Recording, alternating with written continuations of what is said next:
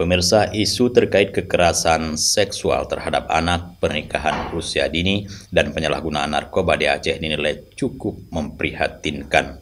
Karenanya, penjabat Ketua Tim Penggerak PKK Aceh, Ayu Chandra Febiolan Nazwar, meminta segenap Pokja 1 PKK seluruh jenjang untuk gencar melakukan sosialisasi pada program kegiatan pola asuh anak remaja di era digital atau Paredi.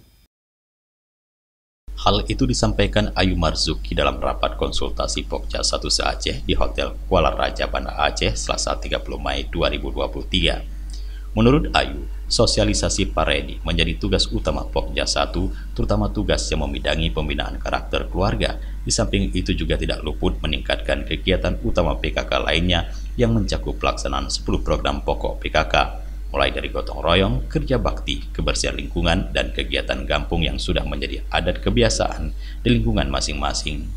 Ayu menyebutkan ada 7 program prioritas yang harus segera ditindaklanjuti oleh masing-masing bidang di Pokja 1, diantaranya Paredi, yaitu pola asuh anak dan remaja di era digital. Kedua, keluarga Indonesia sejahtera dan harmonis. Ketiga, keluarga Indonesia lindungi anak dari kekerasan seksual. Keempat, keluarga Indonesia sehat tanpa narkoba. Kemudian kelima, keluarga Indonesia sadar administrasi kependudukan. Keenam, kesadaran bela negara. Dan ketujuh, keluarga Indonesia anti trafficking.